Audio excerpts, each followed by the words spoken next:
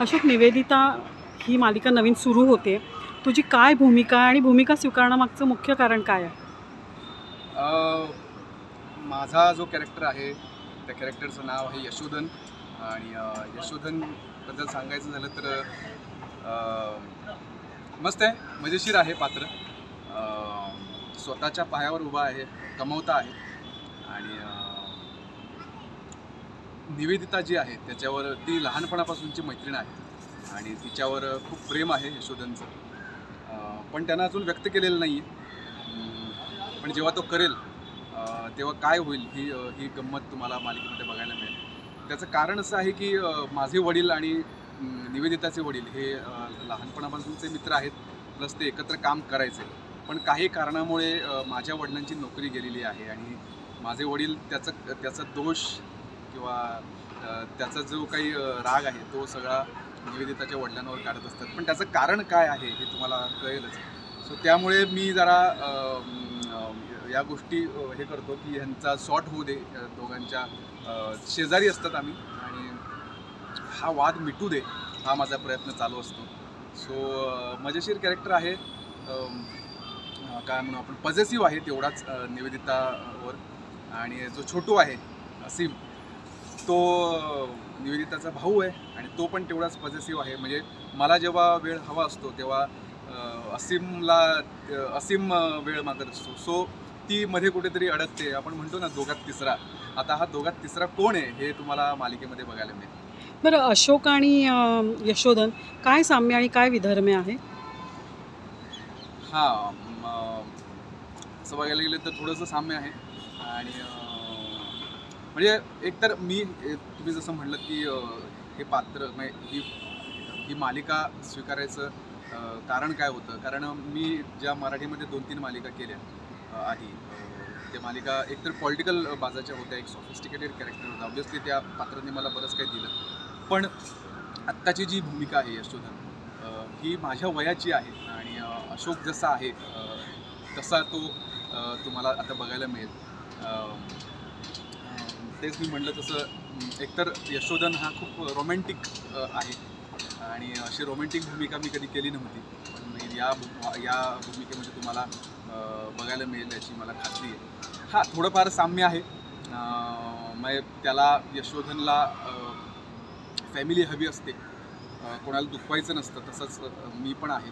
So सगळं एकत्र आपण कुटुंब म्हणून जगायला किंवा राहायला मला आवडतं.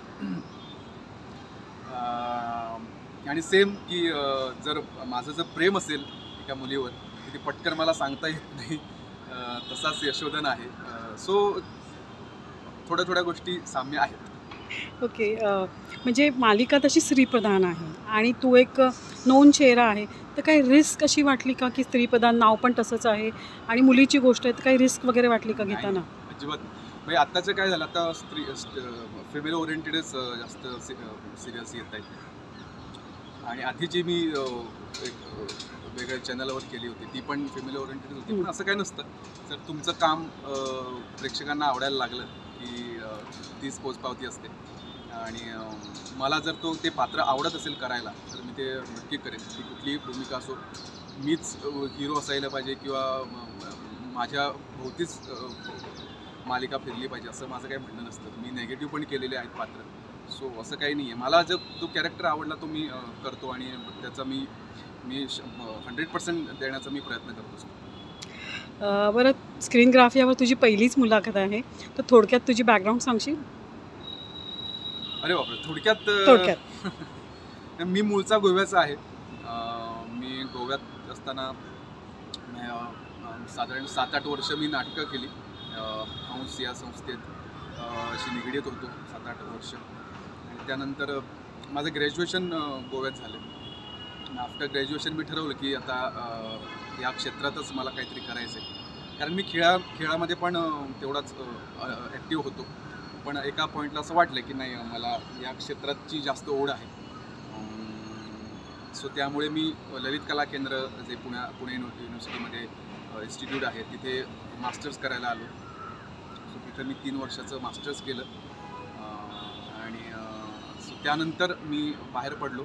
नाट्य क्षेत्रात मी प्रशिक्षण घेतलं आणि मग मी काम करायला मुंबईत आलो आणि छोटे छोटे आधी रोल करत करत मुख्य भूमिकेत असं थोडक्यात हां. माझा प्रवास आहे. ओके. बरं, घरात मला असं वाटतं की तुझ्या घरात तू पहिलाच आहे जो ग्लॅम वर्ल्डमध्ये येतोस, तर काय रिॲक्शन झाली घरच्यांची? आणि अगदी बरोबर बोललीस की या क्षेत्राशी कोणीच म्हणजे कोणाला काहीच देणं घेणंच नाही आहे आणि मी असा एकमेव घरातला आहे की या फील्डमध्ये आहे.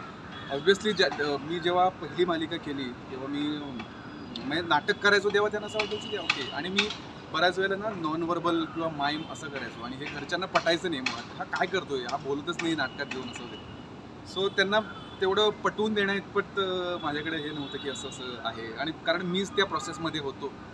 सो नंतर जेव्हा त्यांनी मला टी व्हीवर बघितलं आणि लोकांचं प्रेम, लोकांचं कौतुक जेव्हा त्यांच्यापर्यंत येत होतं, सो ऑब्व्हियसली ते भारावून गेले होते की हा आधी काय करत होता ते सगळं विसरून आत्ता या ज्या स्टेजला आहे त्याचं जास्त त्यांना कौतुक वाटत होतं. सो खूप भारी वाटतं की घरचे खूप सपोर्टिव्ह आहेत आणि